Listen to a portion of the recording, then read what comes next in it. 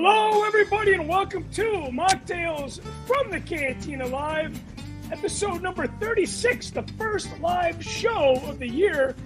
I'm in a little bit of a different mood. Hey, this is the 2-year anniversary of doing these Machtails from the Cantina Live shows, and I could not do this with the help of my friends. Obviously, I have some very important people on the show tonight.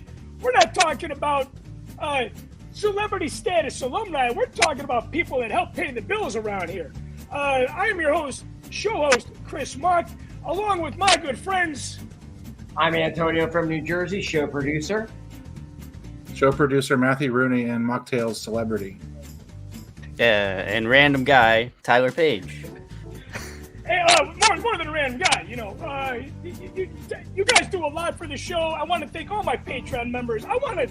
If you guys are not Patreon members yet, please consider it, because we are going into our 3rd year anniversary of doing the show. And again, the Patreon members really make this thing happen. You know what? I forgot to do the drinking word of the night. So, Matthew, why don't you whip up in your brain right now the drinking word of the night without me even pulling it out of a hat. And don't forget, guys, we got the good guy 10, all the Patreon member names. Tune in live at the end of the show.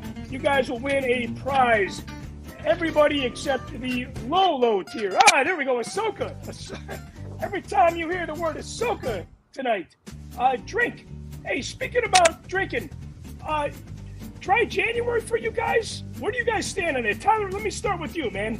I just took a sip of my beer, so if anything, COVID has given us a reason to drink all of the time. I mean, unless you got a problem, then you got to address that. But I'm feeling all right. I'm gonna have a beer. Now, do you feel like you were drinking a lot before COVID? Not really, no. But I mean, so COVID was the turning point. Yeah, why would I just want to stockpile beer in my fridge, you know? Oh, yeah. Well, shit. I've been stockpiling beer in my fridge for years, my friend. I'm just saying, if I got the option, you know, I'm gonna have a couple beers. I get people want to do the dry January, but I just don't understand it for me. So, you know, it's funny. There's this whole pressure on New Year's Eve, the big grand holiday. Hopefully, you guys had a good New Year's Eve. Obviously, you had a safe one, otherwise you wouldn't be here. And there's also this pressure on the year itself with these New Year's resolutions and dry Januaries and such. Antonio, dry January for you, or? Yeah, kinda, I guess. When I feel up for it, I'll say that. When I want to feel healthy, what I'm doing right now is I quit cigarettes. So I quit on Thanksgiving. Okay. So if it's between a cigarette and a beer, I'm gonna have a beer, you know, and go. I feel very healthy right now. Hey, congrats! Yeah, that's good. So you were ahead of the game. You started in November. Oh yeah, Matthew, I ran around Disneyland. Couldn't do it. Now, Matthew, I know you're not a drinker. Are you thinking about drinking this year? Dry January, yes. But no, I'm not. And also, awesome on the cigarettes. That's hard. Like, this is 9 years for me, but it took me, like, I quit probably 20 times before that, and it's really hard to do. So good on you, and I hope it sticks, because it's like the best thing. Okay, here's a question for you guys. New Year's resolutions. I don't have any. I probably should have had a list of top 10 New Year's resolutions, but I did. I believe that you can have a dry month anytime, and you can make a change in your life at any given moment. So I don't want to put the new year expectations on that. Tyler, you got any New Year's resolutions, and are you still on course to have a successful year with that? No resolutions, you know. Time is a construct, and I'm just making my way through. So whatever I need to fix, I'm not going to wait until next year to fix it. I'm not going to wait until a line in the sand. The line in the sand is when I want to draw it. So, amen to that. Hey, Tyler, you gave a quote on the Beer Boys chat not too long ago. You said you're a drunk, not an alcoholic. I like that. Antonio, how about your New Year's resolutions? No, not really. Just keeping this let's not smoke a cigarette thing going. No. Amen to that. Matthew, you? Yeah, I mean, I didn't consider a New Year's resolution because it's not something I usually do, but I do have like this year for my professional career. I do like have the intention of doing like an article, like a peer reviewed, sciencey type of article this year. But that's kind of something that I aim to do every year. But it is something that I have to consciously say, okay, I have to like do this, within this certain amount of time because as a so-called scientist, I'm supposed to be producing knowledge, and it's supposed to be reviewed by my peers and not just me putting out what I think without people commenting on it. So I have that in the background that I have to do. So I guess you could say that that's a New Year's resolution, is to get something published. I like the fact that that's kind of a New Year's resolution that is carried throughout. If I had a New Year's resolution that would be the most important, I would think to not think about things so much. Hey, David Gladding, Patreon supporter for a long time, chimes in. Happy New Year to you. I know a lot of people are like, hey, New Year's is over. Why are you still saying Happy New Year? But I have not seen a lot of you guys yet. So I always like to welcome people into the new year with that greeting. And I'm sure there's a point where it's like, okay, you see somebody in March, you haven't seen them since last November. You don't want to say Happy New Year's in March by any means. But hey, we got a great show for you tonight. We are doing a year in review, 2022. We're also doing a preview of 2023, but I want to not only recommend you guys to check out Machtails from the Cantina on Patreon, I want you guys to vote for Rancho Obi-Wan as the best pop culture museum.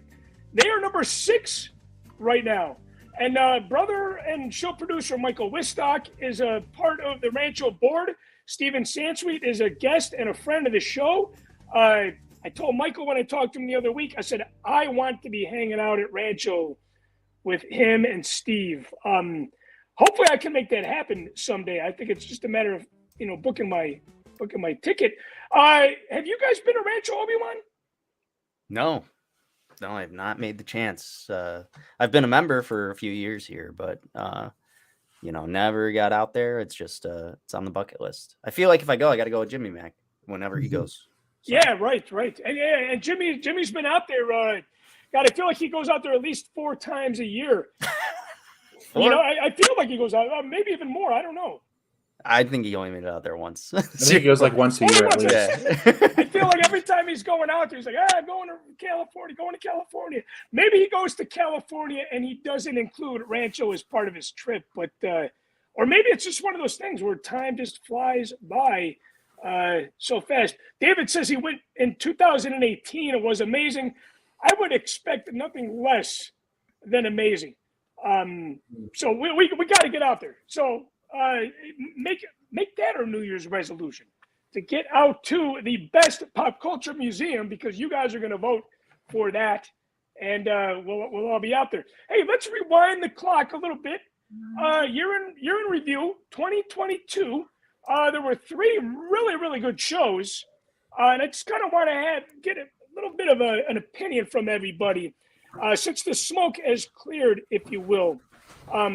Especially in Antonio's house. I would say in Tyler's house. Well, the smoke is cleared in. The smoke has not cleared in Tyler's house. No. The smoke has cleared in Antonio's house. There's more smoke in my house than there ever has been before. Amen to that. It smelled very good last night. But I do not like to partake when I drive. When I drive, I just can't do that. But anyways, Book of Boba Fett. I remember watching this when I was in Hawaii for 3 weeks last year, not just last month.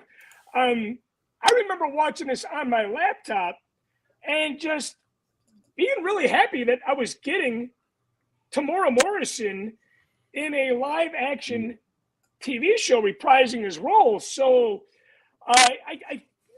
the fans are going to beat the shit out of everything. They beat the crap out of all the stuff we're going to talk about tonight.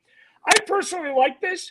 When I compare it to Andor and Obi-Wan, I would put this as number 3. I know, Matthew, you're not a big let's rank this kind of thing.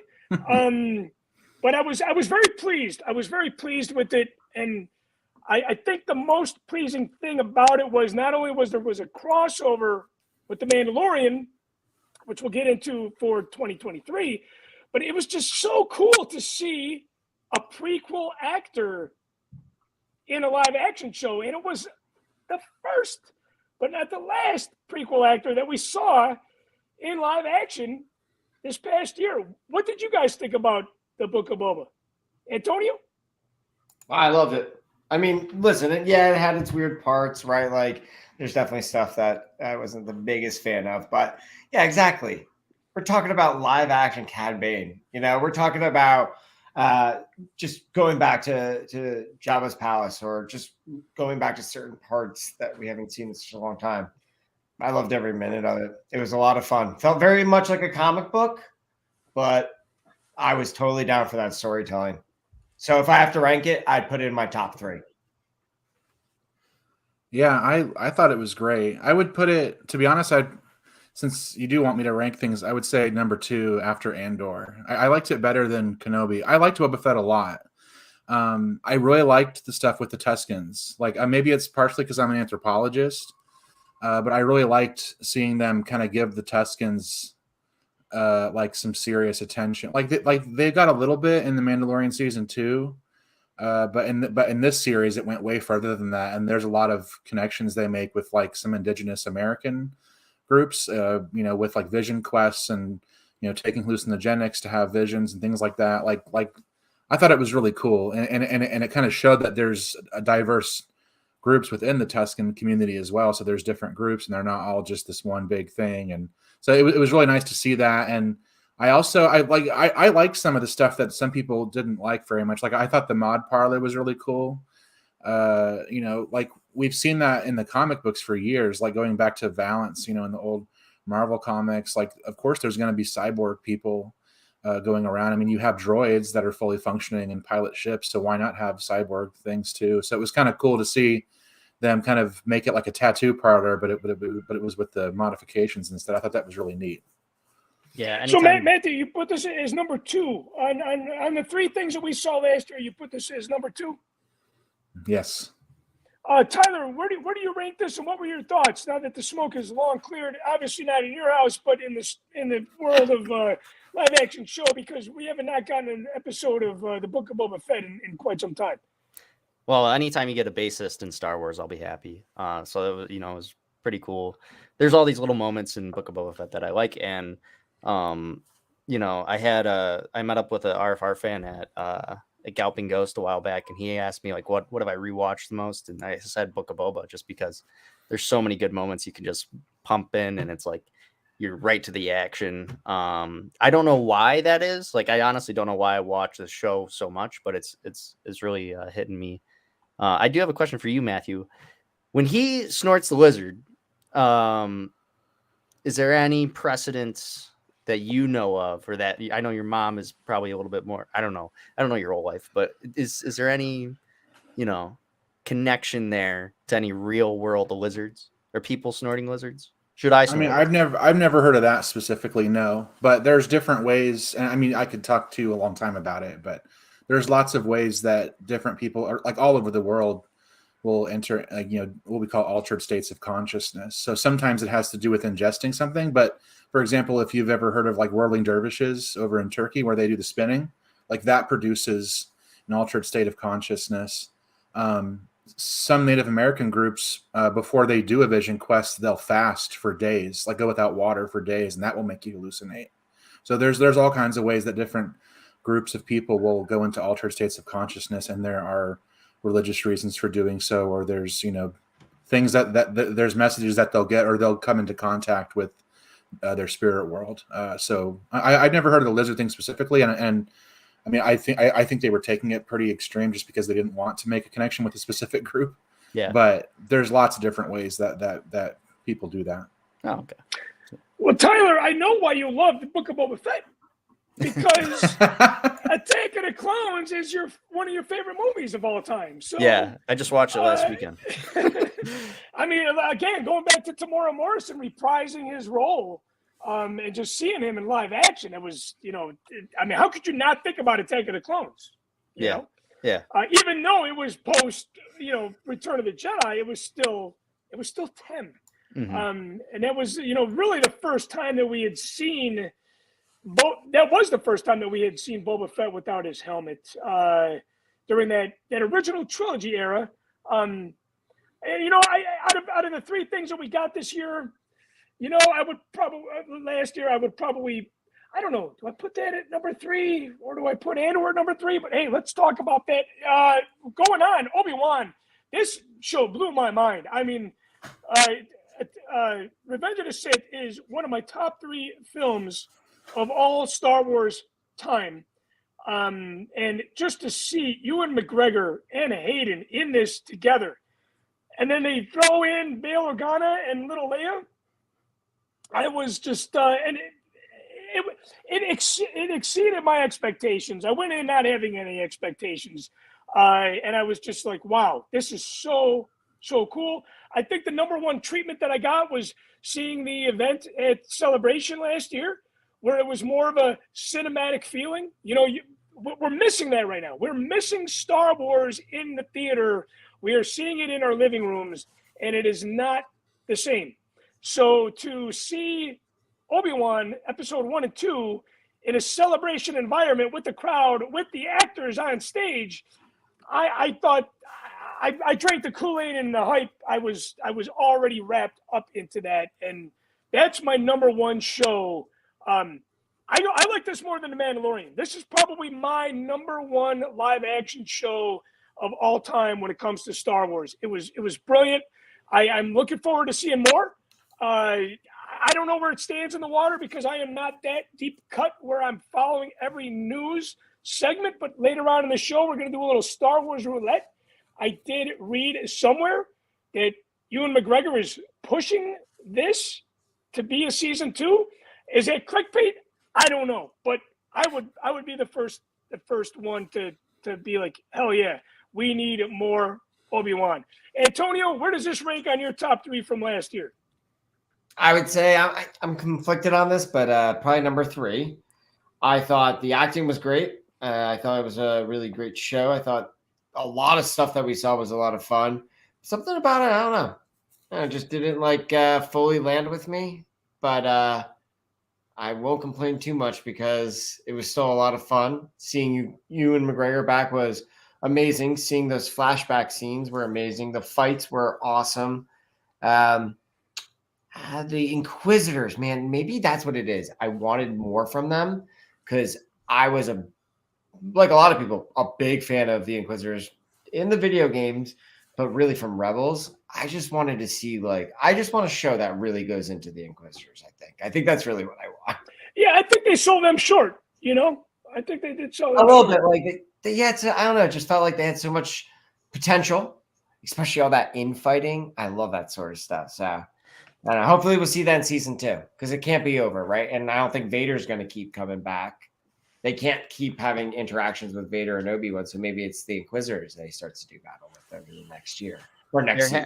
There has to be a story with the Inquisitors, right? Because by the time you get to A New Hope, they're making fun of Vader for believing in the Force, like, oh, I'm like the other Imperial officers. It's like where it's going to be really hard to track kind of like, the Google trend chart for the Force and stuff like that, because like at some point it kind of goes into vogue, in and out of vogue.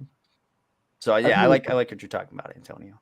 That's a good point. I never thought about it, just because we always explain why the Jedi have disappeared from the scene, right?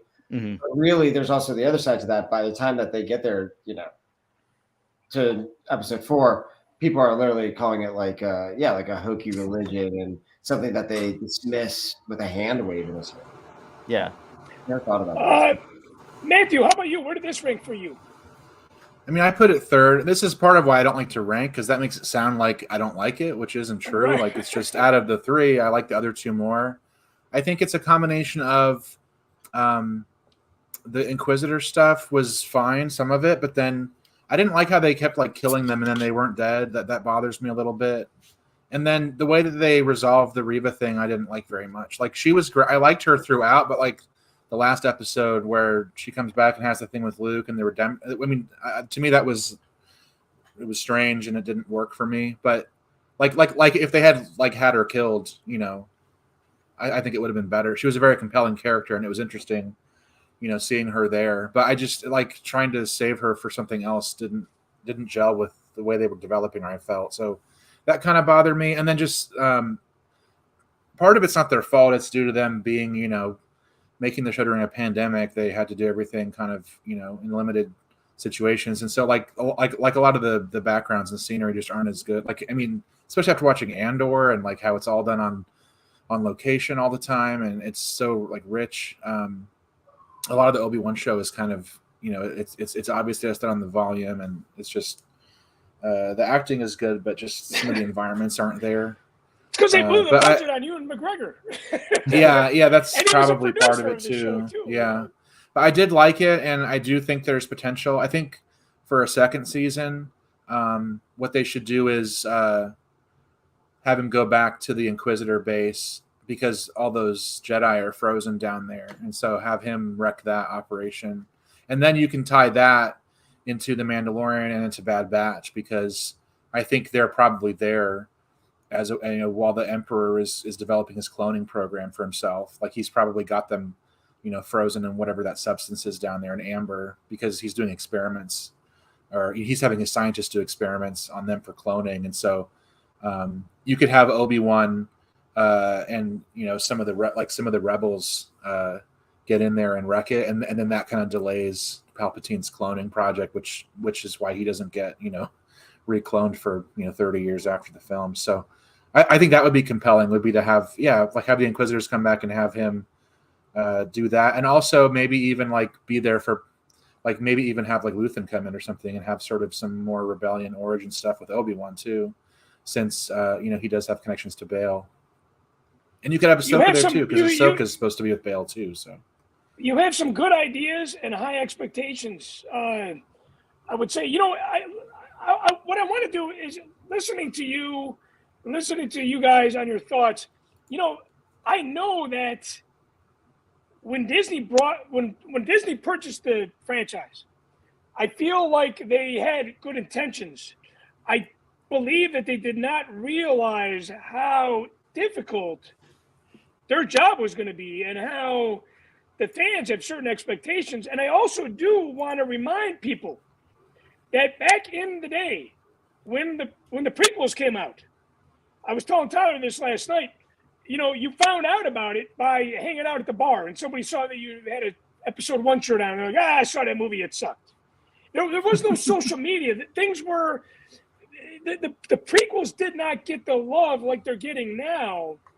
And the hate was on a different level because it was more face-to-face. It wasn't social media. I mean, social media is 90% of our lives, I want to feel like. But anyways, just a little time capsule recap on that. Tyler, your thoughts on Obi-Wan before we move on to Andor? I loved it personally. I thought I enjoyed a great deal of it. The Reva stuff, I thought they didn't do justice to the character. Right. And that's really my only complaint. I mean, I'm easy to please, but also, I had more criticisms back then when it was fresh. Yeah, you move on and you accept the canon that is. I think that Vader scene when he's walking down that downtown of the village is probably one of the best scenes. Oh yeah. Yeah, that was good. Like, they did that so well. And the fight between Obi-Wan and Vader, I think that was a little overhyped. I think they should have either, Kathleen Kennedy comes out and maybe doesn't hype it up as much, or you put more money into that. I thought it was cool, but well, God, I remember the rematch of the century. Yeah. I don't know if it hit that. Forgot about it. I remember them hyping up the fight between Yoda and Dooku at Celebration 2, and I'm like, it's kind of like if you did not see James Cameron's The Titanic the first month, and you saw it 6 months later, you were expecting the ship to come out of the screen at that point, because the hype was too high. And I feel like, Kathleen Kennedy hyped up that match very much like they hyped up Yoda and Dooku's fight as well. And it was like, you should have just threw it out there and let the fans decide where that ranks. I think that's always been an issue. Maybe even going back to the original trilogy, as well. You know, I mean, obviously negativity runs its course and gets lost in the shuffle, thank God. And, you know, for example, you have the prequels. A lot of people like the prequels now. Dale Morris chimes in, Obi-Wan had 100% more flea. You pursue with basis. Yeah, and you know, if Flea, you can't forget Flea from the Red Hot Chili Peppers by any means. Moving on to Andor, and you know, Tyler, it's funny you say, you know, back then when Obi-Wan first was released, you were a little bit more critical. That's why I want to talk about this stuff now. You're in review, smoke is cleared. Andor, I was super excited for. I was not disappointed by. But if you want to put, and you guys know, Rogue One is my number one Star Wars film out of all of them, out of all 9 films. It's number one. I would have to put Andor, maybe even a little bit below. I got it. Do I put Andor as number 3? I don't know. When I saw Andor, I enjoyed it. I just thought it was a little flat. But to defend myself, I want to say that season 2, sorry, not episode 2, but season 2 is coming, and I think it's going to be the more Rogue One feel. But I kind of enjoyed seeing Tamora Morrison come back into live action versus Cassian backstory. I know that sounds crazy, but man, when the smoke clears, this is what's on my mind, and this is exactly what we're talking about tonight. So, again, Obi-Wan number 1, Boba Fett number 2, Andor number 3. But to quote or to paraphrase what Matthew said, when you rate them, it sounds like you don't like them. I love them all. I'm looking forward to the future of all these. But that's my order. Antonio, where do you rank Andor, and what were your feelings about it? Yeah, I think Andor, if I have to rank it, would be number 1. Just top 3 general. I really liked it. I loved what it brought to the realm of storytelling for Star Wars, TV at least, right? Kind of like how Boba Fett was like a comic book. This felt very much like some of the novels that I read and loved, like a Darth Plagueis, where you had a little bit more of the political cadence of what was going on in the galaxy. I love that sort of stuff. I love the like political intrigue here. I love the world building. To be honest with you, I enjoyed Andor's parts of the show, but I actually enjoyed Lucien's parts so much more. Like Skarsgård was fantastic in this. Just that one scene where he's just like getting ready to start, and he's like, I was like, this is amazing. It was really good acted, very well acted, and I don't know. I just think I want to see more of this. I want to see more of this world that they're creating right here. And again, another connection to episode 3. Mon Mothma's scenes were, entirely cut from Revenge of the Sith for the most part. And it was, every time I see her on screen, it made me smile. Because I was a fan of hers back when I knew she was involved in Revenge of the Sith, and I knew what happened to all her scenes. And just to see her still stick with the franchise, she could have been like, you know what? Fuck you. I don't want to be part of this. You guys cut all my scenes from the 3rd film. But here she is, and she's just a brilliant, brilliant actor. The acting across the board on this, the acting across the board on all 3 shows was, I thought was very, very good. I have no complaints on the acting at all. But again, we saw the young Carrie Fisher, Mark Hamill, and Harrison Ford in New Hope. They introduced us to Star Wars acting, and those guys were all virgins at that point for the most part. So, the sky's the limit with a lot of these really, really talented actors. Never have a complaint on the acting.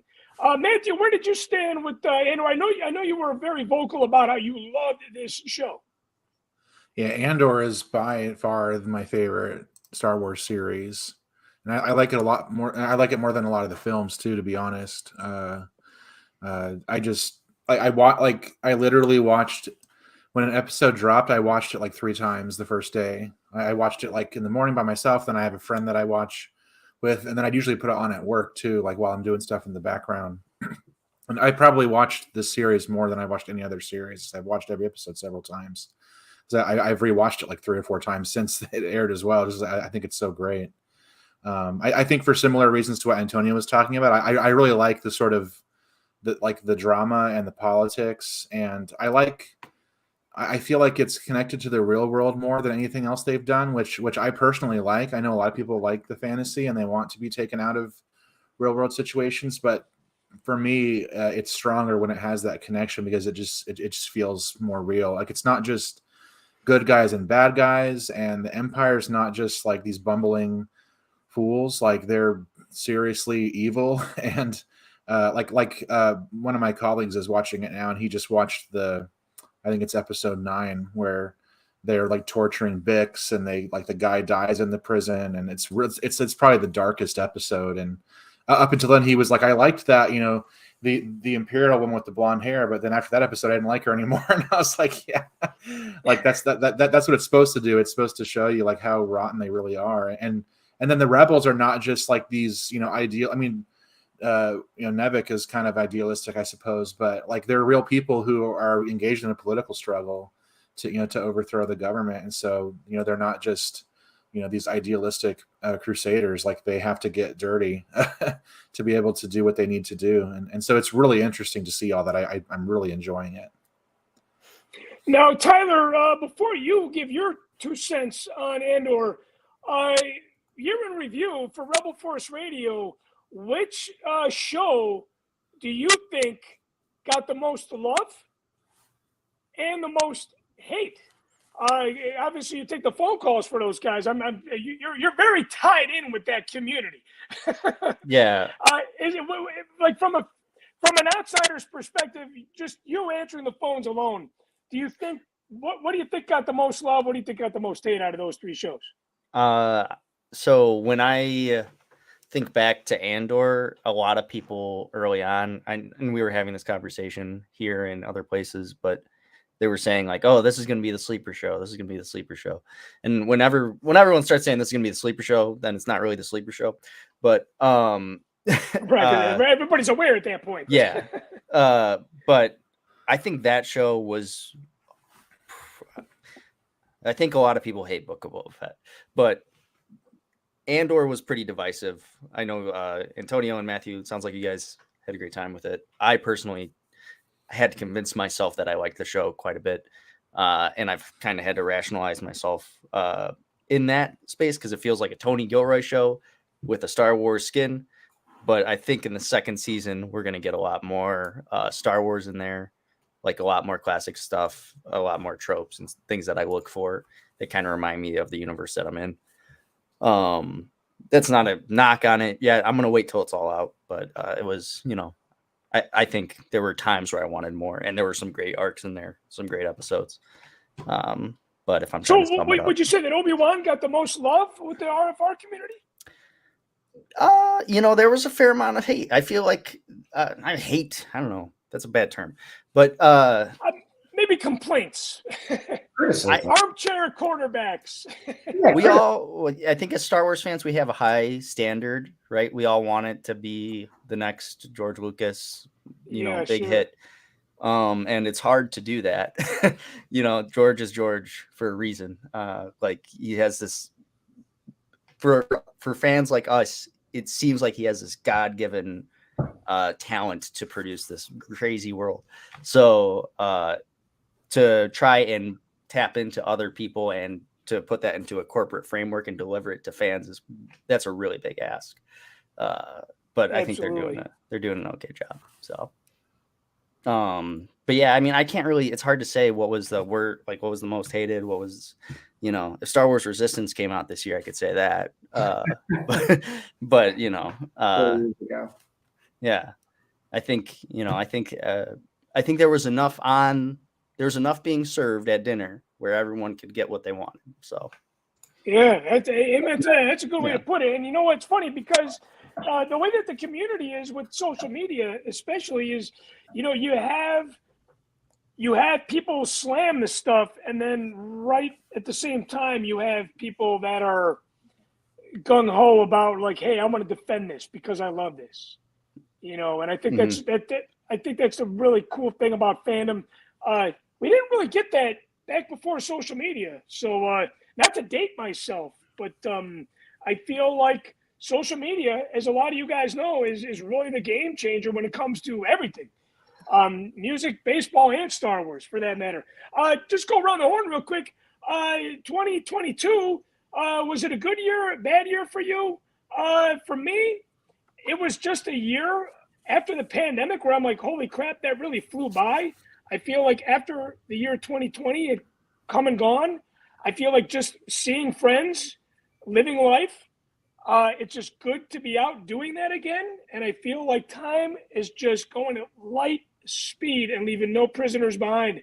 Antonio, how was your personal year for 2022?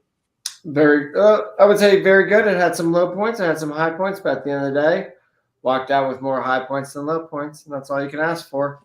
Amen to that, man. I the lightsaber with my daughter, so at the end of the day, it was a good year. Nice. Hey, you built a lightsaber with your daughter.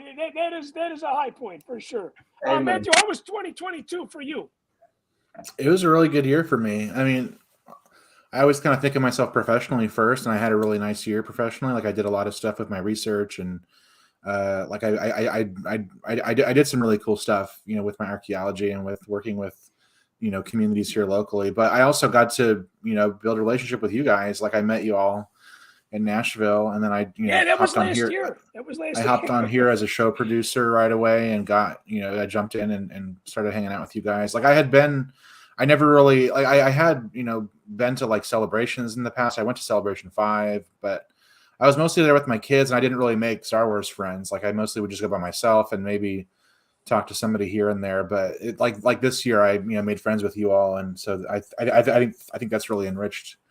You know, like being part of the show and helping produce it, and you know, getting bits together for amen to that, Patreon man. is Yeah, really nice. I think Tyler and a few other Patreon members had pointed out that there's been a community built around this show, and it's one of those things. After we're going to be coming up on our third year anniversary this April. It's like when there's a community involved. I know even if this show came to an end, I know the community would still exist, but why not keep it going? So yeah, Matthew, you bring a really good point. We met you last year along with Cody Moore, Suds. I became connected with. It's funny. It feels like I've known you guys longer than just, you know, 8 months ago or what have you. Tyler, you and I are going on several years together. How was 2022 for you on a personal level? You know, I'm an optimist. I feel like it was, I don't know if I'm always an optimist, but I'm feeling pretty optimistic right now. And I feel like it was a great year. You know, I think when I'm looking back, I'm like, we had ICC, CCCC, and then we had Celebration Anaheim in the same month. And then we came back and we had like nonstop Star Wars for however many months. I mean, so much Star Wars came out this year. I felt like it was constant, and like that train just keeps on going. You know, it seems like I don't know when Star Wars is going to stop, like maybe in June. I don't know. The White Sox sucked, so I needed to get out of that. And Star Wars is a great way to do that. So I went to a lot of Dead shows. And you got a new job. You got a new job. I got a new job. Yeah, I'm feeling great, man. I'm firing. You are firing on all cylinders, and you are on the high of life itself, you know? Yeah. Well, the wall behind Tyler has definitely improved since the beginning of 2022. Yeah. Yeah, it's funny. We would talk about collections.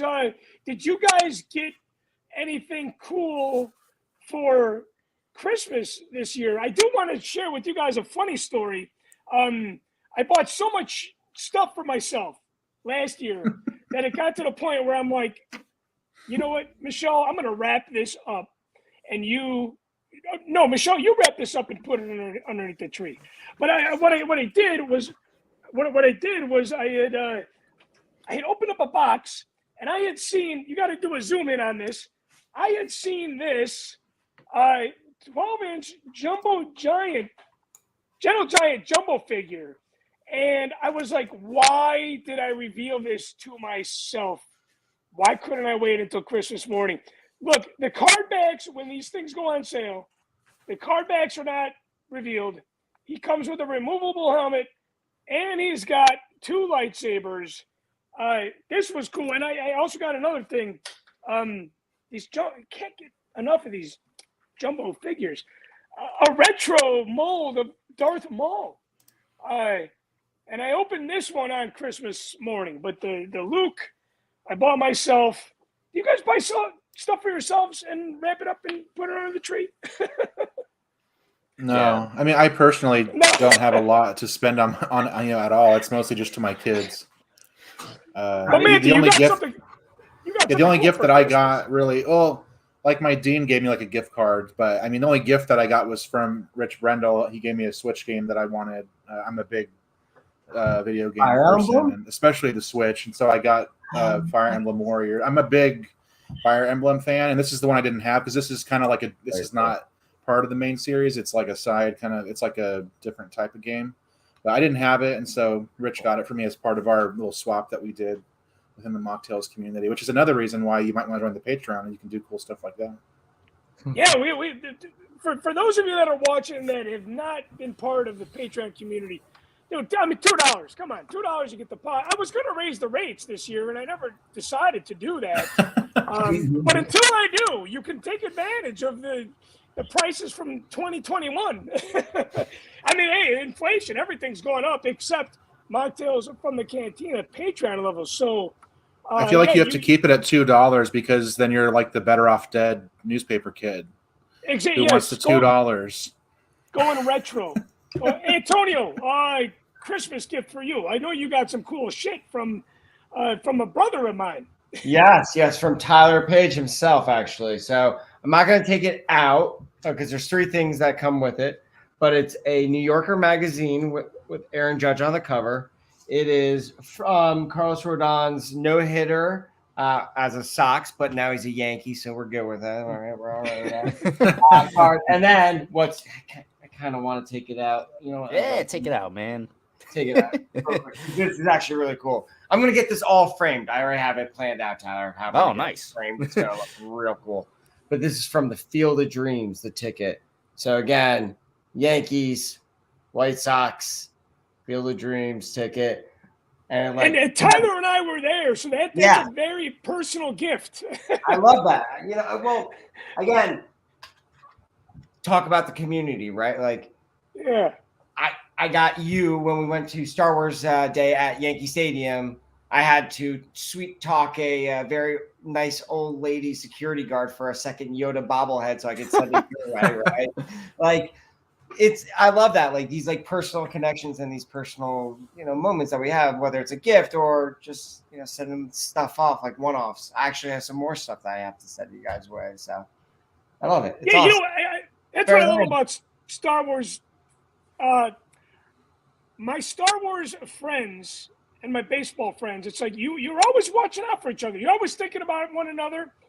And it's like, you see things along the year, and you're like, hey, I got to pick this up for so-and-so. I'm thinking about him. Or, maybe it's even a photo or a video on the RFR Beer Boys chat. It's like, I feel like humanity is part of thinking about people, and I think that's just such an important part going through life is to keep people in mind.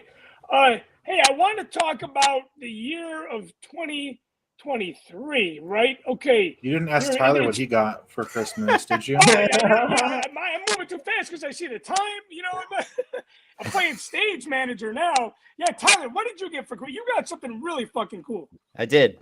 This I don't think this is from our gift exchange. It's from a different gift exchange. Yeah, I think this is just a friend being a friend. Matthew, let's get a zoom in on this here. We got here. I'm gonna do it. Master.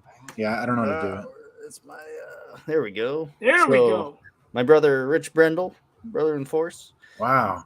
Printed this. I can only imagine how long it took. He did tell me at one point, and I totally forgot.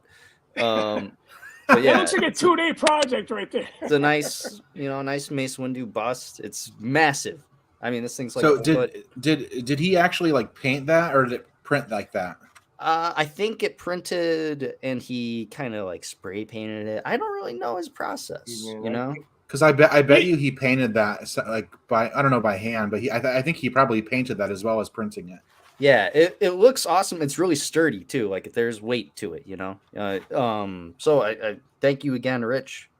It displays. It's like what I love about gifts sometimes is when people give you a gift and it's display ready.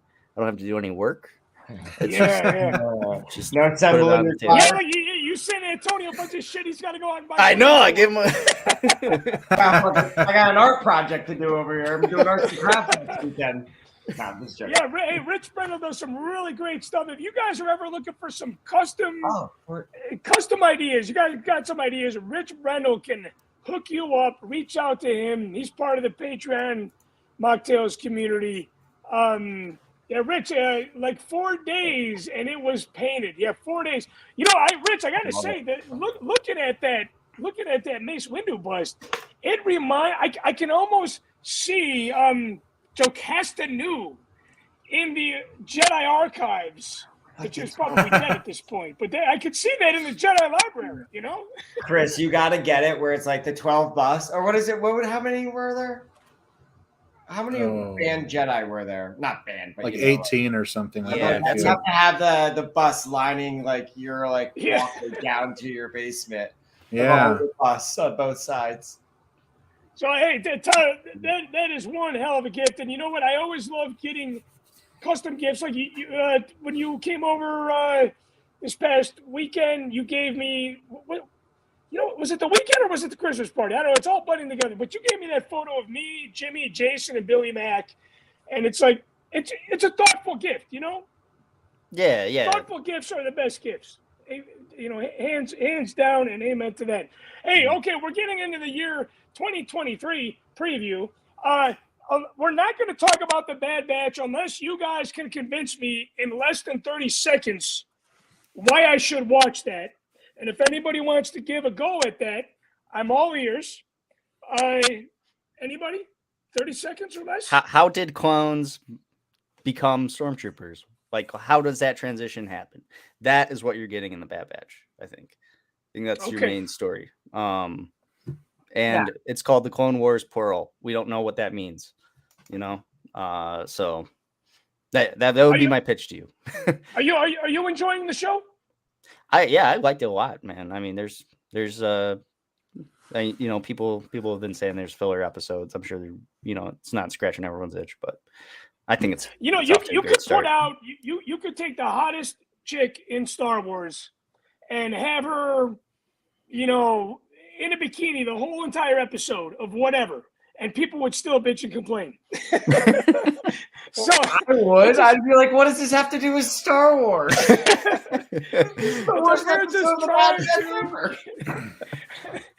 Trying to get through this.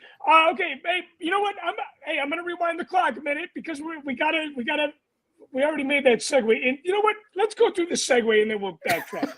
2023. Okay. You know what? I had no idea because I am not piped in with the RFR community like I should be. And I found out, like I always do, I get my news from WGN Morning News, and they said that the Mandalorian trailer, Matthew, you texted me at the same time, the same day it dropped. And I was like, holy crap, it's coming out in March. I had no idea. So for those of you that are not as piped in like I am, really nice surprise that we're getting live action Star Wars in March. I'm a huge fan of The Mandalorian. I loved season 1. I loved season 2. Tyler, you and I talked about this yesterday. One of the highlights of Celebration this past year was the Mandalorian exhibit on display. Dave Filoni, Jon Favreau, Lucas stopping by from time to time. This is a great, great show. I'm excited about this. I am looking forward to this. I am sure you guys are too. What are you looking forward to most about the next season? Antonio. I love that we're getting what we saw in the Clone Wars with like Mandalore. A lot of that culture being explored. I just love that Filoni has gone from the Clone Wars to Rebels to here. We're like going to see all, you see the green Mando, the red Mando, the white. Like you're just going to see that whole culture explored. I think that's really awesome. One of the things I'm very excited for is for you to go back and watch the Clone Wars, so you can actually really enjoy the Mandalorian. That will be a really awesome side. I love the Mandalorian. It's amazing. I mean, like, look, we're literally watching live action the Clone Wars, right? Like Katie Sackhoff, like this is the exact same person I just happened to be watching animated a couple years ago. It's wild. I love it. Mm-hmm. You know, it's funny because Tyler has always gotten a kick out of the fact that I have not taken a deep dive into the world of Star Wars animation. Same here. And I know, like, Jimmy, Mac, and you have talked about, like, there's some kind of, I don't know if I want to say purity or innocence about that, but I feel like watching the Mando, for me, just seeing live action Star Wars is enough to get me off. I don't need the explanation of transferring the world from the Clone Wars to the Mando. I'm sure that would be a great high, but just seeing it alone is a great high. You know, I will always be your connection of seeing this stuff through different eyes. You know, because I'm not on its own. It definitely in with the other shit, you know. But I love it just as much. So somebody had said, "Oh, if you watch this, maybe the Bad Batch or the Clone Wars, you're gonna love Episode 3 that much more." And I'm like, it's already on my top 3 Star Wars films of all time. Do I really need to change my view or opinion on my top 3 favorite Star Wars film? So now, if I didn't like it, I could see somebody going, "Oh, if you don't like the Mando, you should watch the Clone Wars, or if you don't like Revenge of the Sith, you should watch this." But you know what? Just to see live action is like, to me, that's Star Wars porn done the right way. Not the blasphemous way by any means. Matthew, how do you feel about the next season of Mando?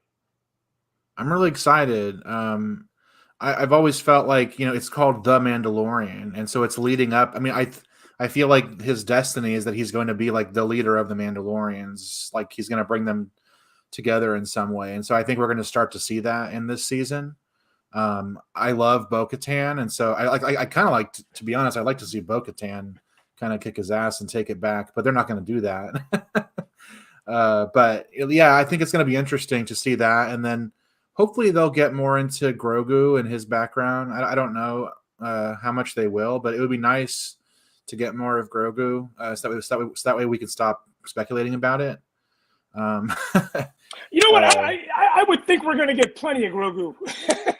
I'm sure we'll get him, but like there needs to be a resolution to, like, you know, what's up with him. Like they've kind of been stringing it along a little bit, and it would be nice to see that kind of get like right now we only know like 10% of what Grogu is about, and I think we need to get like 50 or 60% after the seasons. like maybe not everything, because they're definitely doing more seasons after 3, but we need more. So hopefully we get it. They have to do more than just show like a cutaway scene of him like cooing. Yeah. They have to go a little deeper than that. I mean, you know, who doesn't love Grogu? I feel like, you know, they oversaturated the collector's market with Grogu, and there's so much other merchandising opportunities. I mean, Rogue One was left dead in the water when it came to merchandise. But we have, you know, I think I have like 20 different Grogu Santas in my house. But I have to have them all because I'm a completist.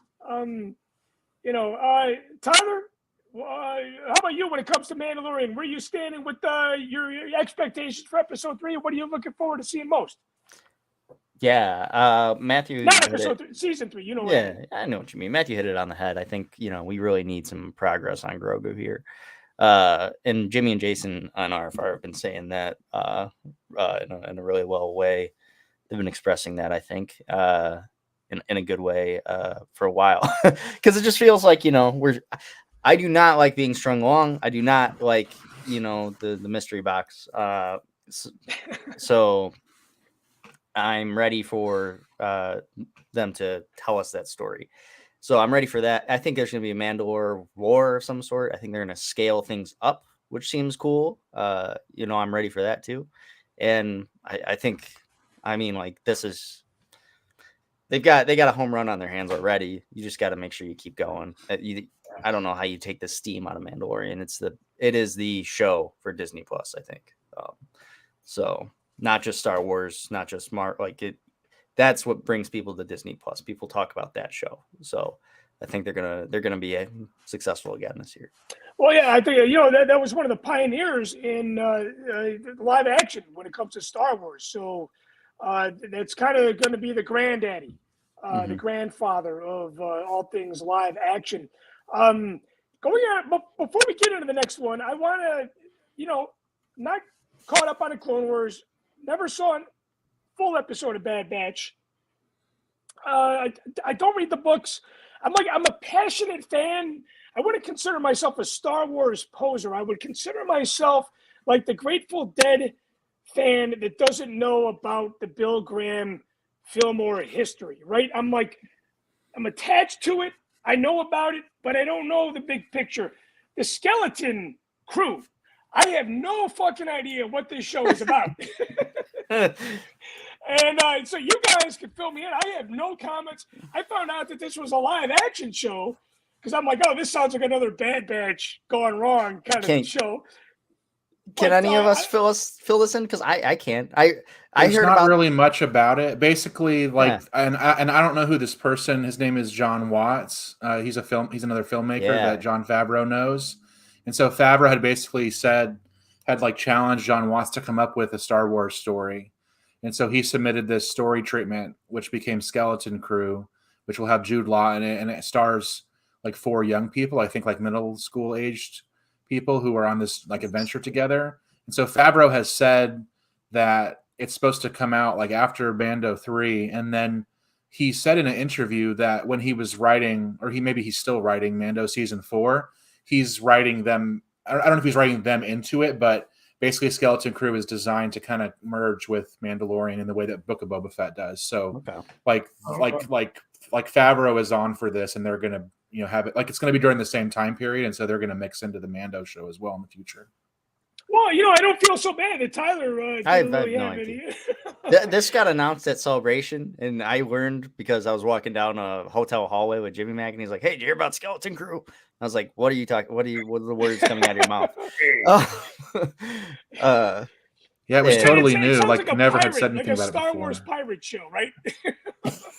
Is this the one that people have described as Stranger Things for Star Wars? Yeah, well, because it's got younger people, but like the creator said that it's like it stars young people, but it's not a kids show. Like it's still going to be like a grown-up show, like Mandalorian or whatever. But it like the main protagonists, aside from Jude Law, are like I don't know if they're preteens or early teens, something like that, like Goonies. Yeah, I can see those vibes. That's cool. Well, yeah, you sold me on Jon Favreau. Jon Favreau's part of it. It's going to tie in somewhere. I'm looking forward to it. Here's a lesson for you folks out there. Go into it with zero expectations. Yeah. Maybe this. I don't want to start a trend. Maybe this will be the sleeper. The sleeper.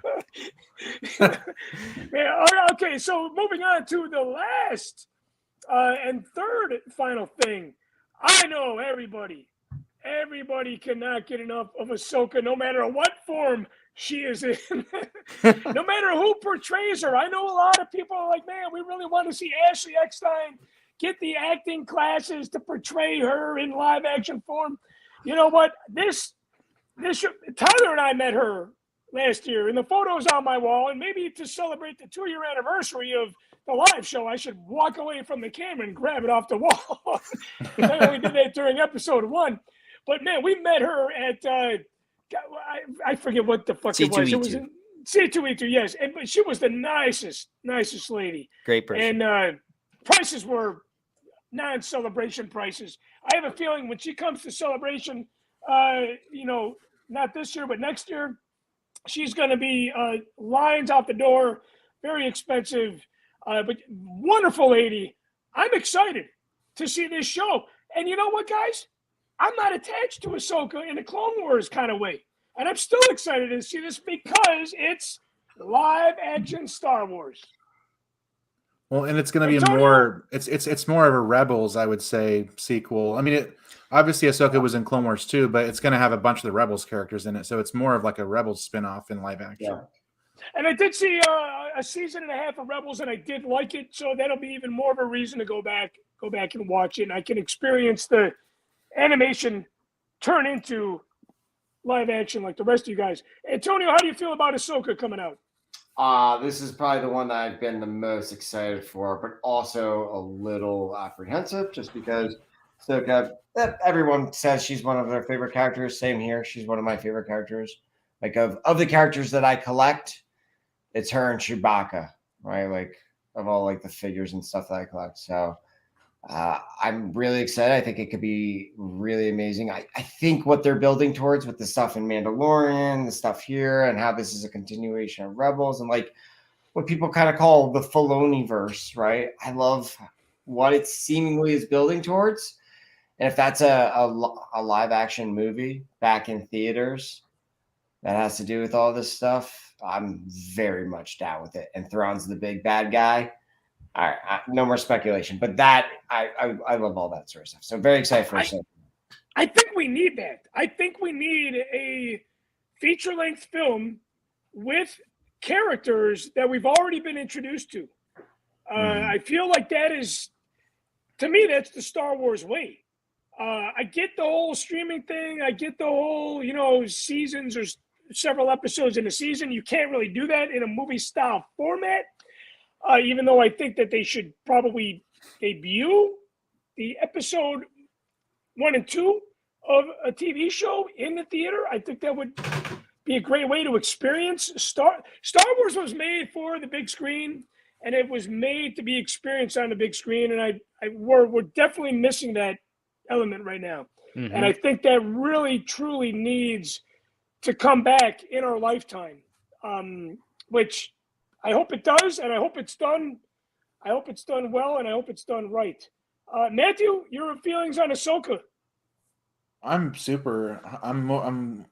very excited for this, like more than Mandalorian, and Skeleton Crew might be really good, but I love the Rebels characters a lot, and I love Thrawn. I've been reading, I read all the Zahn books, and Zahn did this recent trilogy of books that were really good. That it takes place entirely in the Chiss Ascendancy, and it gets into again and I met Timothy Zahn. He was at CCCCon last year, and I got him to sign one of my Mara Jade comics that I have. But I told him that I really liked those novels because he gets really into the culture of the Chiss and the families, and they have different cultural names for things, and he got really into it.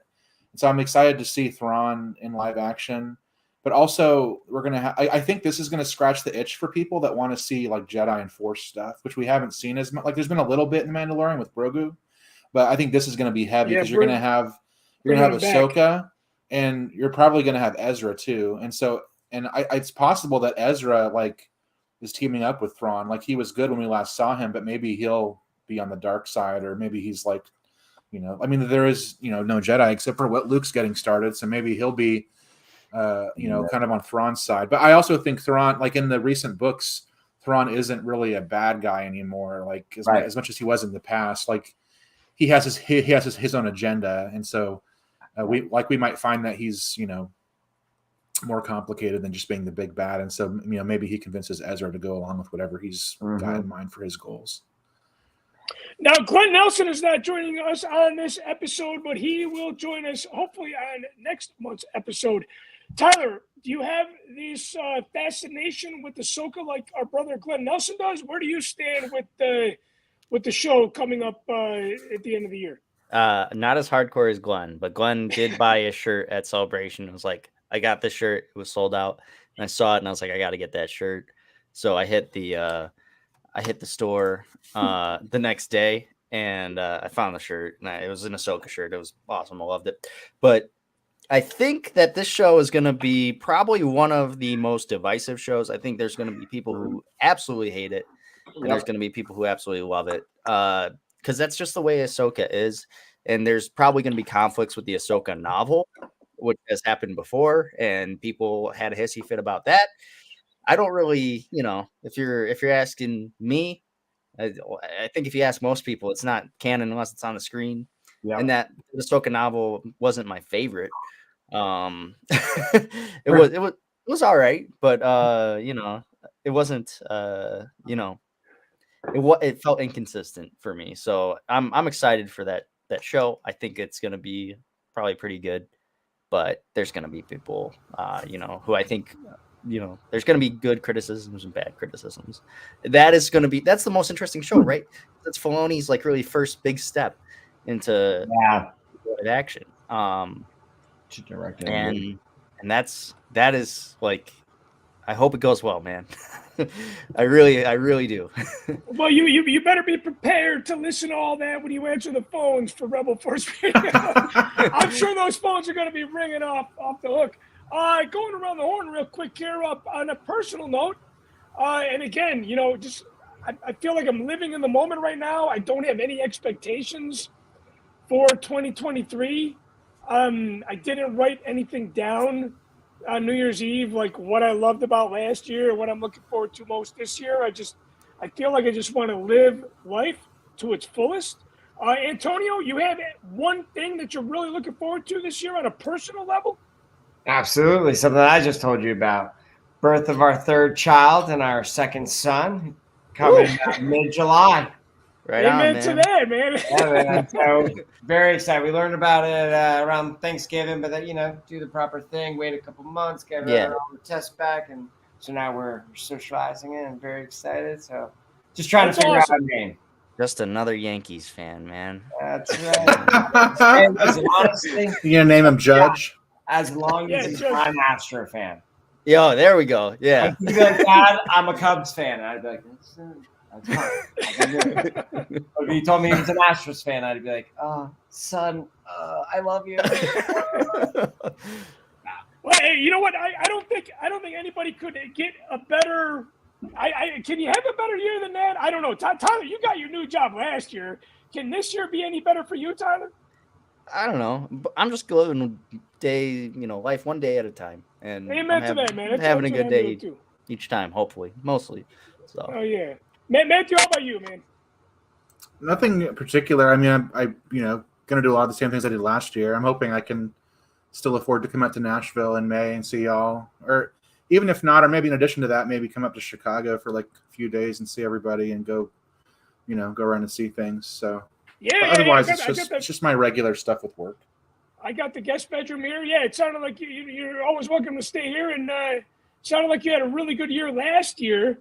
Again, wishing everybody a very, very happy 2023, even though we're getting close to the end of the month.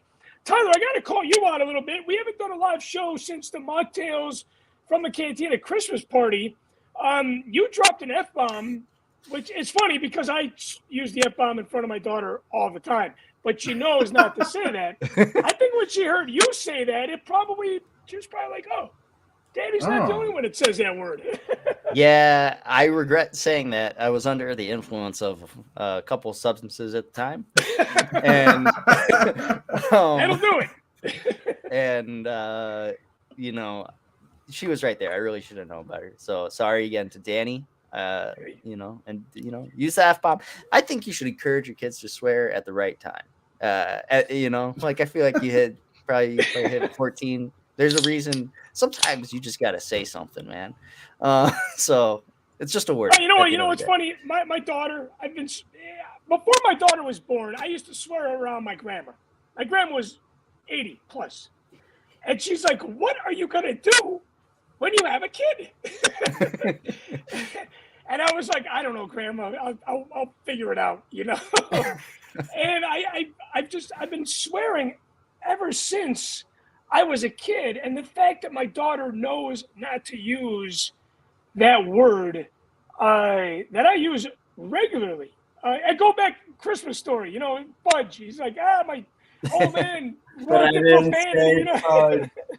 Well, just give it time, Chris, because my kids are a little older and they swear a lot. Both of them do, and I barely swear.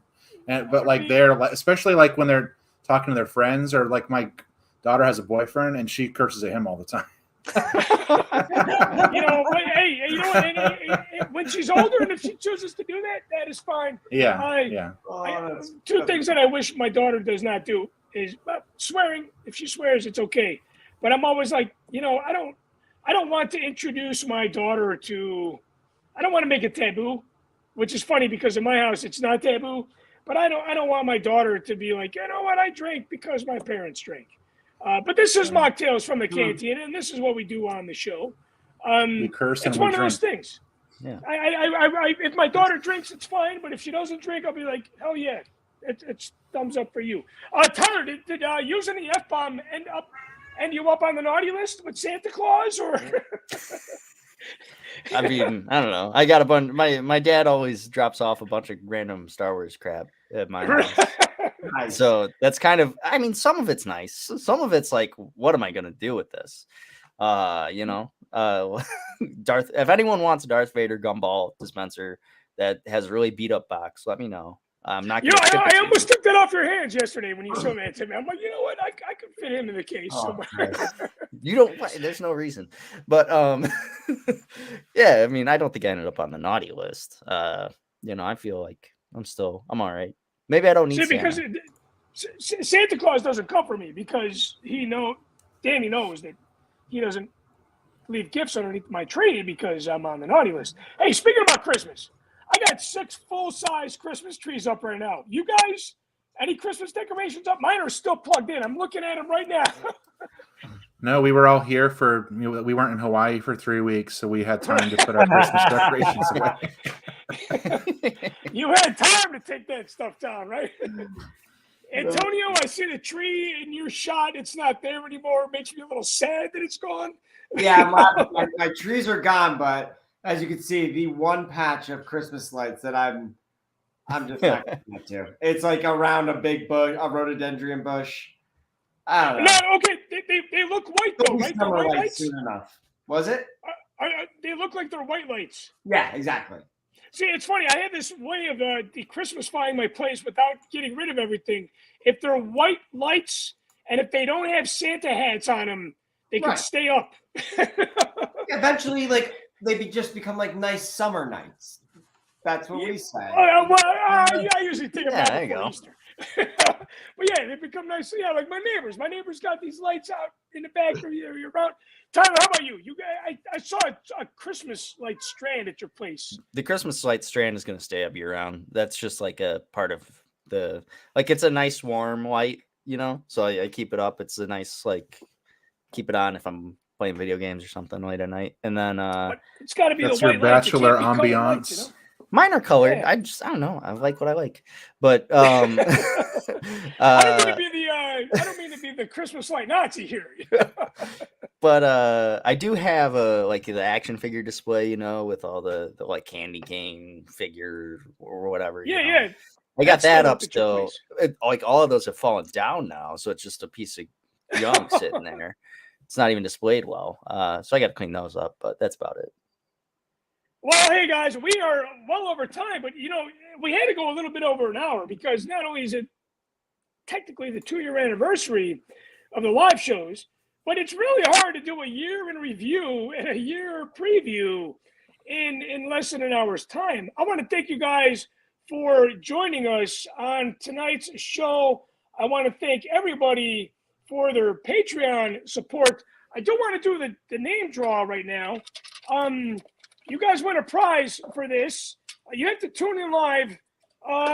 You know what? That was Sharon Sandoval, and I grabbed it. Is Sharon tuning in? Oh, you know what? It's funny. I'm working this on my phone. My internet went out, and it just went on about 10 minutes ago. So I'm doing this from my phone. Hey, we got a new rule this year. If you're not tuning in, we're going to do the baseball method. 3 strikes, you're out. But you go back into the tin, okay? So Sharon Sandoval, that was strike 1. Dale Morris, is Dale still tuning in? Tyler, you got the controls over there with the comments. I know he tuned in earlier, but he's got to stay for the whole show. Is he there? Is Dale Morris there? And I have a feeling that after we end the show, he's going to be like, I was there. So I'm going to keep him to the side unless this third and final. There's Dale. Dale's here. Dale's here. Dale, you won again, brother. Dale, you won again. Thank you so much for your support. And I know Dale loved all that content that I did from Kauai because he is no stranger to the Garden Isle himself. Hey, I want to send you guys off with a little bit of a sad note. I had come back from 3 weeks in Hawaii to putting my dog down. It sounds so bad. Sending her to the Rainbow Bridge. The day after we got back home, Bella, she was in the real fans of the saga, and she was in the Force Within Us. So I send you guys out with that. Matthew, you could send us out, man. Hey, cheers to you guys. Happy New Year. Here's to Bella. Here's to you guys. Thanks for tuning in. We'll see you next time on Mocktails from the Cantina. So long, everybody.